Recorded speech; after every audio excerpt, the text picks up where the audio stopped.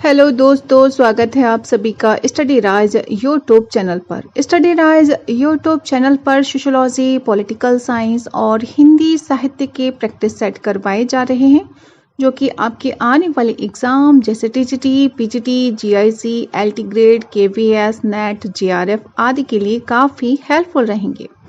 तो चलिए फिर शुरू करते हैं आज का वीडियो। आज का क्वेश्चन है क्वेश्चन नंबर 1।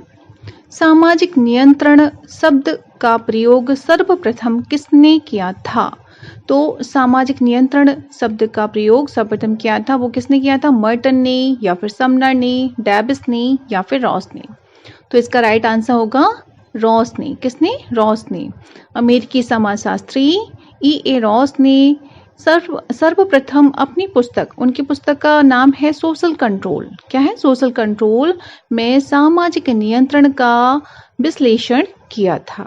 तो इसका राइट आंसर हो जाएगा ऑप्शन नंबर डी। सामाजिक नियंत्रण शब्द का प्रयोग सर्वप्रथम रॉस ने किया था। नेक्स्ट है क्वेश्चन नंबर 2। निम्नलिखित में से सर्वप्रथम सामाजिक नियंत्रण शब्द का प्रयोग किसने किया? तो इसमें देखो ऑप्शन मैकाइवर, E.A. रॉस, लुमले या समनर। तो राइट आंसर क्या होगा? Option number B, E.A. Ross. Next है क्वेश्चन नंबर 3। निम्नांकित में कौन सामाजिक नियंत्रण के अध्ययन से जुड़ा है? तो ऑप्शन में है रॉस, मार्क्स, वेबलेन या पेरेटो। तो राइट आंसर इसका क्या होगा? Option number A, Ross. सामाजिक नियंत्रण के अध्ययन से कौन जुड़ा है? तो E. रॉस जुड़े हैं। तो ए ऑप्शन इसका राइट आंसर होगा। नेक्स्ट है क्वेश्चन नंबर 4। निम्नलिखित में से कौन प्राथमिक सामाजिक नियंत्रण का माध्यम है? तो प्राथमिक सामाजिक नियंत्रण का माध्यम कौन होगा? परिवार, पड़ोस, मित्र मंडली या फिर उपयुक्त सभी। तो इसका जो राइट आंसर होगा वो होगा ऑप्शन नंबर डी, उपयुक्त सभी। यानी कि सामाजिक नियंत्रण की प्रक्रिया में प्राथमिक समूहों का काफी महत्वपूर्ण योगदान होता है और प्राथमिक समूहों के अंतर्गत परिवार, मित्र मंडली, क्रीड़ा समूह, पड़ोसी आदि आते हैं। तो राइट आंसर क्या होगा? Option number D. नेक्स्ट है क्वेश्चन नंबर 5। व्यवस्था और स्थापित नियमों को बनाए रखने के लिए किसी भी समाज द्वारा डाले गए दबाव के प्रतिमानों को कहते हैं। तो क्या कहेंगे उसे? सामाजिकरण या फिर सामाजिक संरचना या फिर सामाजिक स्थिरीकरण या फिर सामाजिक नियंत्रण। तो राइट आंसर इसमें से क्या होगा? ऑप्शन नंबर डी, सामाजिक नियंत्रण। व्यवस्था और स्थापित नियमों को बनाए रखने के लिए किसी भी समाज द्वारा डाले गए दबाव के प्रतिमानों को सामाजिक नियंत्रण कहते हैं। नेक्स्ट है क्वेश्चन नंबर 6। सामाजिक नियंत्रण क्रियाशील होता है। तो ऑप्शन में देखो, औपचारिक नियमों और नियमावलियों द्वारा, या फिर अनौपचारिक नियमों और नियमावलियों द्वारा, या फिर सी, औपचारिक एवं अनौपचारिक दोनों प्रकार के नियमों और नियमावलियों द्वारा, या फिर डी, उपयुक्त में से किसी के द्वारा नहीं। तो इसका राइट आंसर क्या होगा? ऑप्शन नंबर सी, यानी कि औपचारिक एवं अनौपचारिक दोनों प्रकार के नियमों और नियमावलियों द्वारा सामाजिक नियंत्रण क्रियाशील होता है। नेक्स्ट है क्वेश्चन नंबर 7। निम्नलिखित में कौन सामाजिक नियंत्रण के अनौपचारिक एजेंसी या फिर अभिकरण से संबंधित हैं? तो ऑप्शन में है राज्य, कानून, परिवार, प्रथा। तो क्या पूछा है इसमें से? अनौपचारिक एजेंसी। ठीक है, तो इसमें से देखो राज्य, कानून ये कैसे हो जाएंगे? ये औपचारिक हो जाएंगे, जबकि परिवार और प्रथा ये कैसे हो जाएंगे? अनौपचारिक हो जाएंगे। तो 3 और 4 राइट आंसर होगा, यानी कि ऑप्शन नंबर बी जो दिया है इसमें, तो 3 और 4 दिया है इसमें, तो यही राइट आंसर होगा। नेक्स्ट है क्वेश्चन नंबर 8। सामाजिक नियंत्रण का प्रयोग होता है। तो किसमें होता है सामाजिक नियंत्रण का प्रयोग?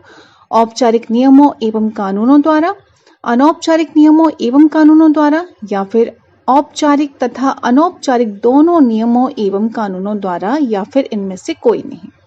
तो राइट आंसर क्या होगा? आप लोगों को पता ही है। तो क्या होगा? ऑप्शन नंबर सी जो है वो राइट आंसर होगा। औपचारिक तथा अनौपचारिक नियमों द्वारा, दोनों नियमों एवं कानूनी द्वारा सामाजिक नियंत्रण का प्रयोग होता है। यानी कि सामाजिक नियंत्रण का प्रयोग औपचारिक तथा अनौपचारिक दोनों नियमों के द्वारा होता है। नेक्स्ट है क्वेश्चन नंबर 9, सामाजिक नियंत्रण का सबसे उत्तम एवं प्रभावी ढंग है। तो कौन सा है? सामाजिकरण, विधि निर्माण, धर्म या सामाजिक मान्यताएं। तो इसका राइट आंसर होगा सामाजिक नियंत्रण का सबसे उत्तम एवं प्रभावी ढंग है तो वो है सामाजिकरण। क्या है? सामाजिकरण। तो ए ऑप्शन इसमें राइट आंसर होगा। नेक्स्ट है क्वेश्चन नंबर 10, औपचारिक सामाजिक नियंत्रण के अंतर्गत कौन सा साधन नहीं आता है? किसका पूछा है? औपचारिक सामाजिक नियंत्रण के अंतर्गत। तो देखो, कानून, कारावास, धर्म, राज्य। तो कानून, कारावास, राज्य ये तो औपचारिक सामाजिक नियंत्रण के अंतर्गत आएंगे, लेकिन धर्म जो है वो कैसा हो जाएगा? अनौपचारिक सामाजिक नियंत्रण के अंतर्गत आएगा। तो यही हमारा सी ऑप्शन जो है वो राइट आंसर होगा।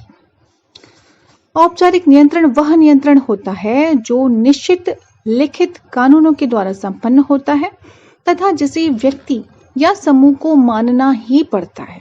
ठीक है। और औपचारिक नियंत्रण के साधनों का विरोध करने पर क्या होता है?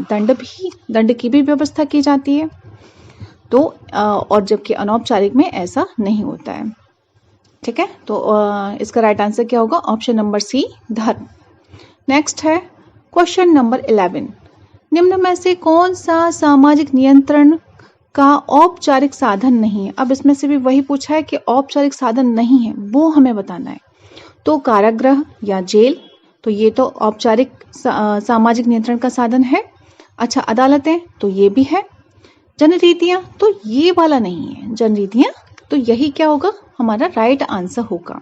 सामाजिक नियंत्रण का औपचारिक साधन नहीं है तो क्या होगा? जनरीतियां नहीं है। तो सी ऑप्शन इसका राइट आंसर होगा। नेक्स्ट है क्वेश्चन नंबर 12, निम्नलिखित में से कौन सी एजेंसी औपचारिक सामाजिक नियंत्रण के अंतर्गत नहीं आती है? तो ऑप्शन में है कानून, जेल, धर्म, राज्य। तो आप लोग जान ही गए क्या होगा राइट आंसर? तो इसमें हो जाएगा धर्म। और सभी औपचारिक सामाजिक नियंत्रण के अंतर्गत आते हैं, लेकिन धर्म जो है वो अनौपचारिक सामाजिक नियंत्रण के अंतर्गत आता है। तो option number C right answer होगा। नेक्स्ट है क्वेश्चन नंबर 13, निम्नलिखित में से कौन सामाजिक नियंत्रण की एक औपचारिक एजेंसी है? तो अब इसमें क्या पूछ लिया? औपचारिक एजेंसी है वो हमें बताना है। तो देखो, परिवार, परंपरा, राज्य, प्रथा। तो इसमें से कौन सी हो जाएगी औपचारिक वाली? तो वो हो जाएगी राज्य। कौन सी हो जाएगी? राज्य हो जाएगी। और जबकि परिवार हो गया, परंपरा होगी, प्रथा होगी, ये कैसी होगी? अनौपचारिक सामाजिक नियंत्रण हो गए, है ना? उसकी एजेंसी होगी, अनौपचारिक सामाजिक नियंत्रण की एजेंसी होगी। जबकि राज्य कैसा है? औपचारिक सामाजिक नियंत्रण की एजेंसी है। तो सी ऑप्शन इसका राइट आंसर होगा। नेक्स्ट है क्वेश्चन नंबर 14, पिता का पुत्र के व्यवहार पर नियंत्रण को किस श्रेणी में रखेंगे? तो बताओ, इसमें औपचारिक नियंत्रण या फिर औपचारिक तथा अनौपचारिक नियंत्रण या फिर अनौपचारिक नियंत्रण या फिर उपयुक्त में से कोई नहीं। तो क्या राइट आंसर होगा इसमें? अनौपचारिक नियंत्रण। क्या हो जाएगा? ऑप्शन नंबर सी, अनौपचारिक नियंत्रण। पिता का पुत्र के व्यवहार पर नियंत्रण अनौपचारिक नियंत्रण के अंतर्गत आएगा। नेक्स्ट है क्वेश्चन नंबर 15, निम्नलिखित में सामाजिक नियंत्रण का औपचारिक अभिकरण कौन है?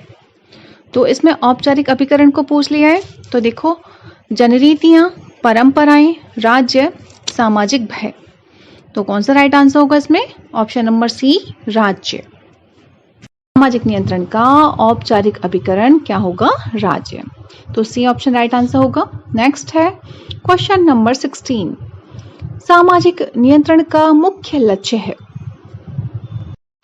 तो मुख्य लक्ष्य बताना है सामाजिक नियंत्रण का। तो देखो, इसमें सही समय पर चुनाव करवाना, सामाजिक विकास तेज करना या फिर आदर्श नियमों व सामाजिक मूल्यों का अनुपालन करवाना या फिर डी, कीमतों पर नियंत्रण रखना। तो कौन सा राइट आंसर होगा इसका? सामाजिक नियंत्रण का मुख्य लक्ष्य है आदर्श नियमों व सामाजिक मूल्यों का अनुपालन करवाना, यानी सी ऑप्शन जो है वो राइट आंसर होगा। नेक्स्ट है क्वेश्चन नंबर 17, निम्न में से सामाजिक नियंत्रण का कौन सा साधन जनरीति है? तो जनरीति पूछी गई इसमें कि कौन सा साधन सामाजिक नियंत्रण का जनरीति कहा जाएगा। तो देखो इसमें नमस्ते करना, तो यही जो पहला ऑप्शन है वही हमारी क्या हो जाएगी, जनरीति हो जाएगी, जनरीति के द्वारा सामाजिक नियंत्रण। ठीक है, और अंतर्विवाह, बहिर्विवाह, एक विवाह तो ये नहीं होंगे, जबकि जो पहला है नमस्ते करना वो जनरीति के अंतर्गत आएगा। तो ए ऑप्शन इसका राइट आंसर होगा।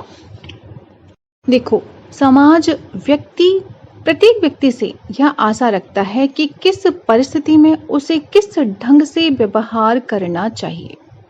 व्यवहारों की अपेक्षा हर समाज में अलग अलग प्रकार की होती है, इसलिए प्रत्येक समाज की अपनी अपनी लोक रीतियां होती हैं।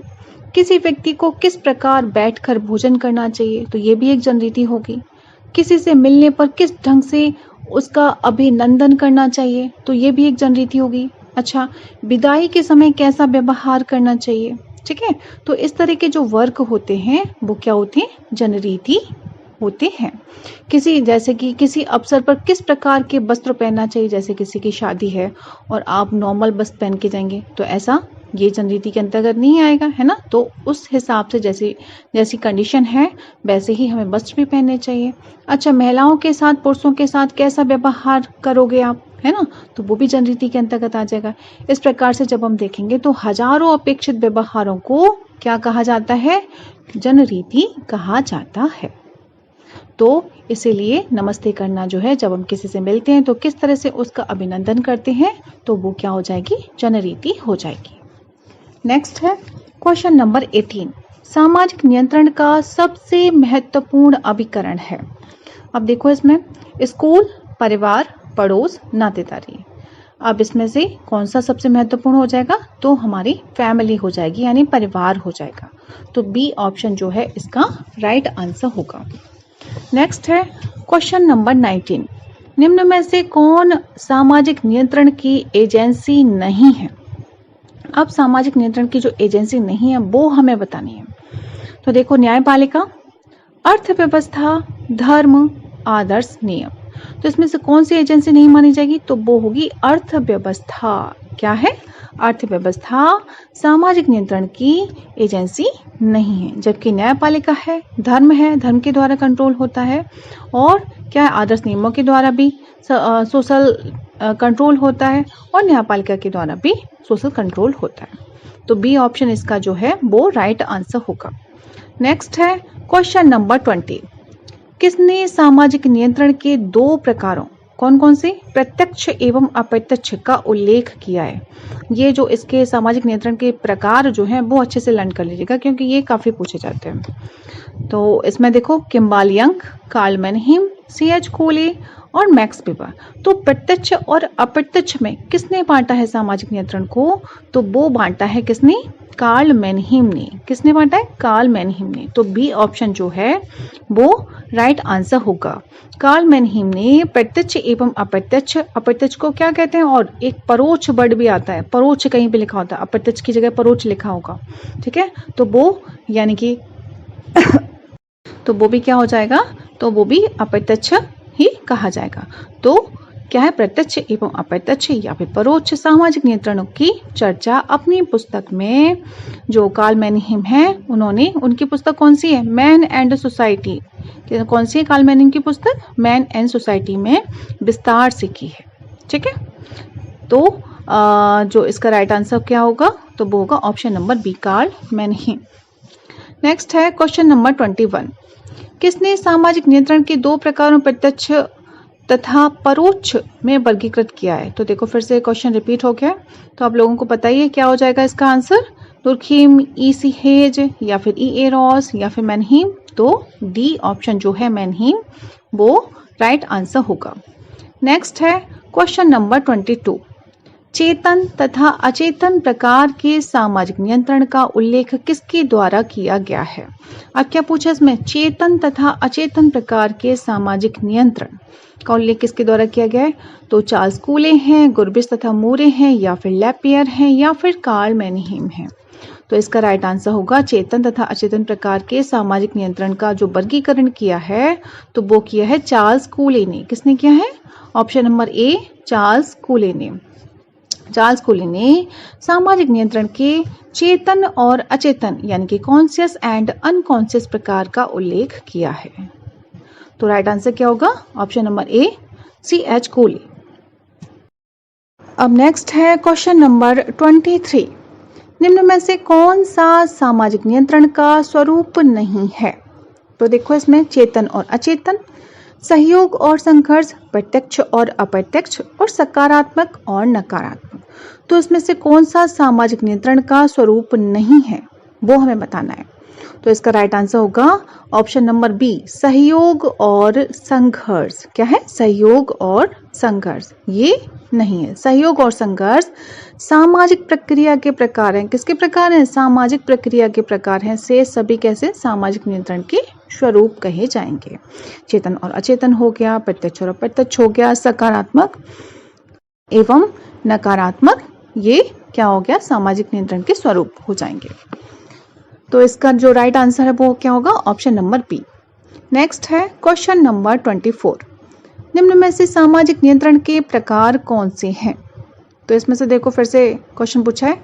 तो चेतन एवं अचेतन नियंत्रण तो ये तो होगा, प्रत्यक्ष एवं अप्रत्यक्ष नियंत्रण तो ये भी होगा, सकारात्मक एवं नकारात्मक नियंत्रण तो ये भी होगा। यानी कि इसका राइट आंसर हो जाएगा ऑप्शन नंबर डी, उपयुक्त सभी। नेक्स्ट है क्वेश्चन नंबर 25। सूची 1 को सूची 2 के साथ मिलान कीजिए तथा सही उत्तर का चुनाव नीचे दिए गए कोड के द्वारा दीजिए। तो आप इसमें से मिलान कर लीजिए। चेतन एवं अचेतन नियंत्रण तो ये किसका है? चेतन और अचेतन नियंत्रण ये है C.H. कूले, यानी कि इसका हो जाएगा ए का 4 हो जाएगा, यानी कूले और वर्नार्ड। किसका है? चेतन और अचेतन नियंत्रण किसका है? कूले और वर्नार्ड जी का है। अच्छा, प्रत्यक्ष और अप्रत्यक्ष नियंत्रण यह भी बताया था, तो ये किसका हो जाएगा? कालमैनियम जी का हो जाएगा प्रत्यक्ष और अप्रत्यक्ष नियंत्रण, तो बी का 1 हो जाएगा इसमें। अब सकारात्मक और नकारात्मक नियंत्रण, तो सकारात्मक और नकारात्मक नियंत्रण दिया है तो वो दिया है किम्बाल यंग जी ने। किसने दिया है? किम्बाल यंग जी ने सकारात्मक और नकारात्मक नियंत्रण। तो सी का सेकंड हो जाएगा। और है संगठित और असंगठित नियंत्रण, तो ये किसका हो जाएगा? जॉर्ज गुरबिच का हो जाएगा। तो इसके अकॉर्डिंग आप लोग इसमें मिलान कर लीजिए। जब मिलान करेंगे तो इसमें जो सी ऑप्शन जो है वो राइट आंसर होगा, यानी कि चेतन और अचेतन नियंत्रण का कोले और बर्नार्ड, और फिर है प्रत्यक्ष और अप्रत्यक्ष नियंत्रण का कालमैनहीम, सकारात्मक और नकारात्मक नियंत्रण का हो जाएगा किम्बाल यंग, और फिर संगठित और असंगठित नियंत्रण का हो जाएगा जॉर्ज गुरबिच। तो इसका सी जो ऑप्शन है वो राइट आंसर होगा। अब नेक्स्ट है क्वेश्चन नंबर 26। अंतरजातीय विवाह के कारण किसी व्यक्ति का अपनी जाति से निष्कासन उदाहरण है, ये किसका उदाहरण माना जाएगा? सकारात्मक नियंत्रण का, या फिर नकारात्मक नियंत्रण का, या फिर अप्रत्यक्ष नियंत्रण का, या फिर उपयुक्त में से कोई नहीं। तो ये किसका उदाहरण माना जाएगा? ये होगा नकारात्मक नियंत्रण का। किसका हो जाएगा उदाहरण? नकारात्मक नियंत्रण का। ऑप्शन नंबर बी इसका राइट आंसर होगा। यदि कोई व्यक्ति अपनी जाति के बाहर वैवाहिक संबंधों की स्थापना करता है तो ऐसे विवाह को अंतरजातीय विवाह कहा जाता है। तो साधारणतया ऐसे व्यक्ति को उसकी जाति पंचायत कठोर दंड देती है और जाति से निष्कासन कर देती है। अतः ये क्या हो जाएगा? यह नकारात्मक नियंत्रण का उदाहरण माना जाएगा। तो बी ऑप्शन इसका राइट आंसर होगा। नेक्स्ट है क्वेश्चन नंबर 27। किसके अनुसार सामाजिक नियंत्रण की यांत्रिकी द्वितीयक रक्षाओं की भांति विचलन को रोकने के लिए क्रियान्वित होती हैं? तो ये जो कहा है कि सामाजिक नियंत्रण की यांत्रिकी द्वितीयक रक्षाओं की भांति विचलन को रोकने के लिए क्रियान्वित होती हैं, ये किसने कहा है? तो टालकट पार्सन्स ने, पॉल लैंडिस ने, या फिर FML थॉमसन ने, या फिर इमाइल दुर्खिमचे ने। तो ये जो कहा है इसका राइट आंसर होगा ऑप्शन नंबर ए, टालकट पार्सन्स। क्या हो जाएगा? Option number A, टालकट Parsons. Next है क्वेश्चन नंबर 28। सामाजिक नियंत्रण की यांत्रिकी के अंतर्गत निम्नलिखित में से किसका उल्लेख टालकट पार्सन्स द्वारा नहीं किया गया है। तो इसमें से जो नहीं किया गया है वो हमें बताना है। तो देखो, सुरक्षा द्वारा यांत्रिकी, सकारात्मक यांत्रिकी, नकारात्मक यांत्रिकी और चिकित्सकीय यांत्रिकी। तो इसमें से जो ए ऑप्शन है यानी कि सुरक्षा द्वारा यांत्रिकी, ये वाला पार्सन्स ने नहीं किया है। तो यही जो है वो हमारा राइट आंसर होगा। ए ऑप्शन इसका राइट आंसर होगा। जबकि सकारात्मक यांत्रिकी, नकारात्मक यांत्रिकी और चिकित्सकीय यांत्रिकी ये किसका है? ये टालकर पार्सन्स जी का है। तो इसका ए ऑप्शन राइट आंसर होगा। देखो, पार्सन्स जी ने जो सामाजिक नियंत्रण है उसकी 3 क्रिया विधियों की चर्चा की है। ठीक है, ये आप लोग लर्न कर लीजिएगा। यहीं पे 3 क्रिया विधियों की चर्चा की है। तो एक है सकारात्मक, या फिर कहीं कहीं लिखा होगा स्वीकारात्मक लिखा होगा, ठीक है, या फिर और कोई वर्ड लिखा होगा हिंदी का, लेकिन आप लोग लर्न कर लीजिएगा इंग्लिश में। पॉजिटिव, और कहीं पे लिखा होगा निषेधात्मक या नकारात्मक, है ना, तो नेगेटिव। और तीसरा है चिकित्सात्मक, या फिर कहीं लिखा हो चिकित्सकीय यांत्रिकी, तो वो हो जाएगा थेरेपेटिक। क्या हो जाएगा? थेरेपेटिक हो जाएगा। तो बस आप लोग इतना ही लर्न कर लीजिए कि अगर टारगेट पर्सन्स की जो सामाजिक नियंत्रण की 3 क्रियाविधियां आएंगी तो वो यही होंगी, कैसी? पॉजिटिव, नेगेटिव और थेरोपैटिक। तो इसका राइट आंसर क्या होगा? ऑप्शन नंबर ए हो जाएगा। सुरक्षा द्वारा यांत्रिकी, इसकी उन्होंने कोई बात नहीं की है, जबकि इन तीनों की बात की है। तो ए ऑप्शन राइट आंसर होगा। अब नेक्स्ट है क्वेश्चन नंबर 29। सामाजिक नियंत्रण नियोजित व अनियोजित प्रक्रियाओं और अभिकरणों के लिए सामूहिक शब्द है, जिसके द्वारा व्यक्तियों को यह सिखाया जाता है, उनसे आग्रह किया जाता है अथवा बाध्य किया जाता है कि वे अपने समूह की रीतियों तथा सामाजिक मूल्यों के अनुसार कार्य करें। तो सामाजिक नियंत्रण की ये जो डेफिनेशन है वो किसकी है, ये हमें बताना है। तो ऑप्शन में है रॉस, ब्रियरली, आर्गवन एवं निमकाफ और डी है पार्सन्स। तो ये जो इसका राइट आंसर होगा कि सामाजिक नियंत्रण नियोजित व अनियोजित प्रक्रियाओं और अभिकरणों के लिए एक सामूहिक शब्द है, जिसके द्वारा व्यक्तियों को यह सिखाया जाता है, उनसे आग्रह किया जाता है अथवा बाध्य किया जाता है कि वे अपने समूह की रीतियों तथा सामाजिक मूल्यों के अनुसार कार्य करें। तो ये कथन है किसका? ब्रियरली जी का, यानी कि बी ऑप्शन जो है ब्रियरली वो राइट आंसर होगा। नेक्स्ट है क्वेश्चन नंबर 30। आर्गवन और निमकाफ के अनुसार वह कौन सी प्रक्रिया एवं साधन है जिसके द्वारा एक समूह सामाजिक मानदंडों के विचलन को सीमित करता है? तो ऑप्शन में देखो, सामाजिक नियंत्रण, सामाजिक संगठन, सामाजिक संस्था, सामाजिकरण। तो कौन सा राइट आंसर होगा? ये आप सबको पता है, क्या होगा? सामाजिक नियंत्रण। क्या होगा? सामाजिक नियंत्रण। आर्गवन एवं निमकाफ के अनुसार सामाजिक नियंत्रण वह प्रक्रिया है या एक साधन है जिसके द्वारा एक समूह सामाजिक मानदंडों के विचलन को सीमित करता है। तो ए ऑप्शन इसका राइट आंसर होगा। नेक्स्ट है क्वेश्चन नंबर 31। कौन सा व्यवहार सामाजिक नियंत्रण से मेल नहीं खाता है? अब जो मेल नहीं खाता है वो हमें बताना है। तो ऑप्शन में देखो, प्रार्थना स्थल में धार्मिक अनुष्ठान, बी है अपनी ही जाति में विवाह, सी है हड़ताल पर जाना और डी है आयकर चुकाना। तो इसमें से कौन सा सही राइट आंसर होगा कि कौन सा व्यवहार सामाजिक नियंत्रण से मेल नहीं खाता है? तो इसमें से सही जो आंसर होगा वो है हड़ताल पर जाना, यानी सी ऑप्शन राइट आंसर होगा।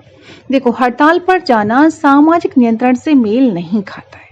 प्रार्थना स्थल में धार्मिक अनुष्ठान द्वारा सामाजिक नियंत्रण किया जाता है।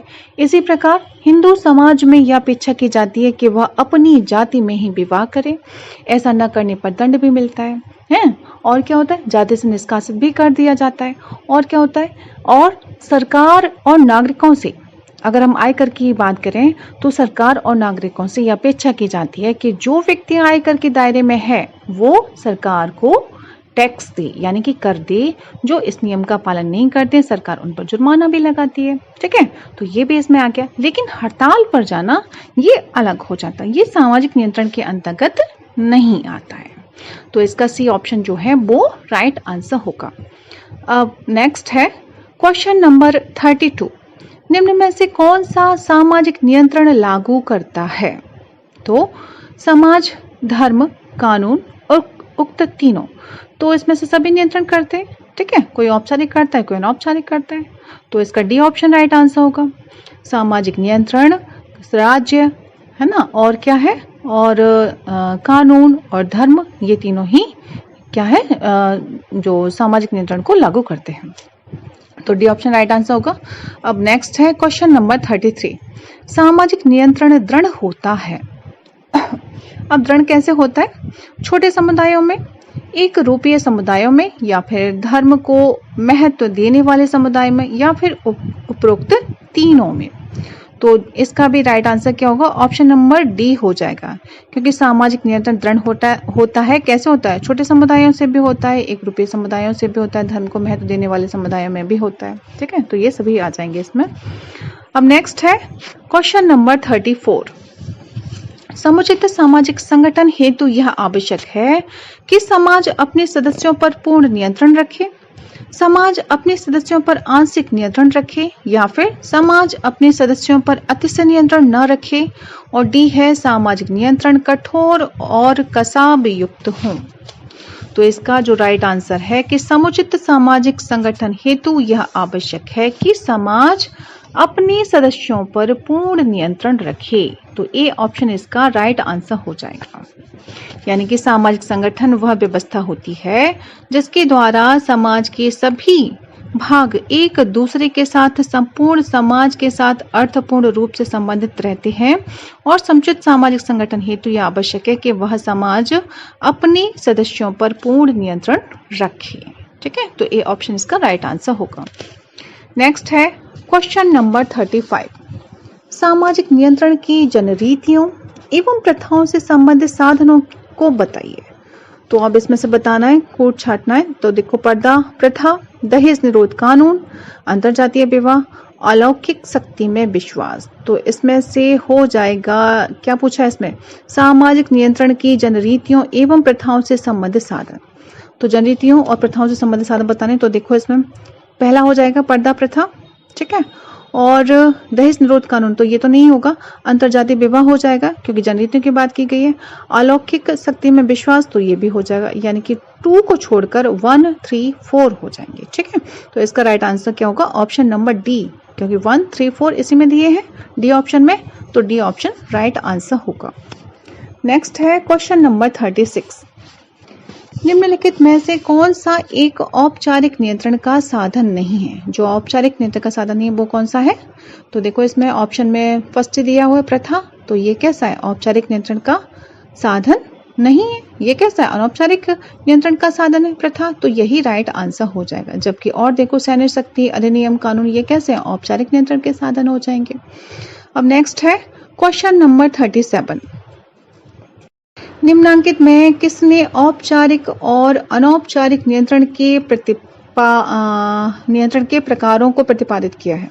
तो के डैबिस, सी.एच. कूली, ई. बोगार्डस और के. यंग। तो औपचारिक और अनौपचारिक नियंत्रण, तो इसमें तो इसका राइट आंसर नहीं है। इस क्वेश्चन में इसका राइट आंसर नहीं है, लेकिन आप लोग लर्न कर लीजिएगा कि जो औपचारिक और अनौपचारिक नियंत्रण जो बांटा है, जो प्रकारों में विभाजित किया है, तो वो किया है E.A. रॉस जी ने। किसने? E.A. रॉस जी ने।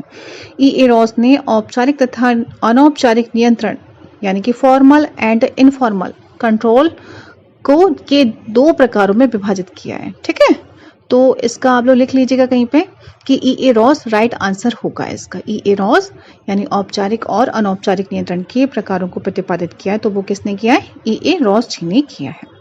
तो फ्रेंड्स, आज के लिए बस इतना ही। मिलते हैं नेक्स्ट वीडियो में। तब तक पढ़ते रहिए और अपने लक्ष्य की तरफ आगे बढ़ते रहिए। Thanks for watching my video.